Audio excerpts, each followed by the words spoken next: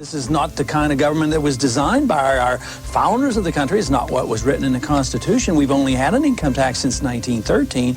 But if you want a welfare state, and if you want to police the world and pay for the defense of Japan and Germany, send foreign aid to the Soviet Union, you not only need the income tax, you need the Federal Reserve to print up the money when the deficit is accumulated. So we think the government should be much smaller. I certainly think it's about the most foolish policy any government could ever follow, and it leads to the Korea Wars, the Vietnam Wars, Marines being killed in Beirut, sailors being killed in the Persian Gulf. Federal Reserve credit created during the last 8 months has not stimulated economic growth in technology or the industrial section, but a lot of it ended up in the expanding real estate bubble. This too will burst, as all bubbles do. This country is in the middle of a recession for a lot of people. Michigan knows about it. Poor people know about it. The middle class knows about it. Wall Street doesn't know about it. Washington, D.C. doesn't know about it.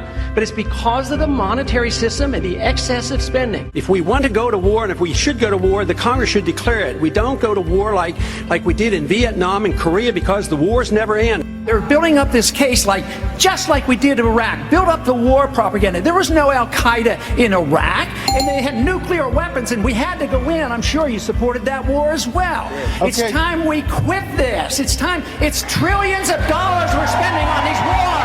Afghanistan, how quickly would you bring the troops As quick home? as the ships could get there. I got twice as much as all the other candidates put together on the Republican side, and even more than Obama got, which tells me that those troops want to come home as well, because they know exactly what I'm talking about. This country is in a revolution. They're sick and tired of what they're getting, and I happen to be lucky enough to be part of it. Don't get involved in these wars. Just bring our troops home.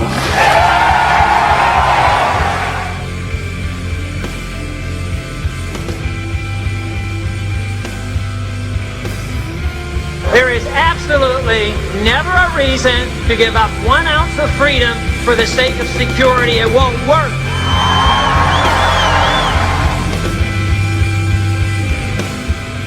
There is no authority in the Constitution authorizing a central bank, which means there should be no Federal Reserve System.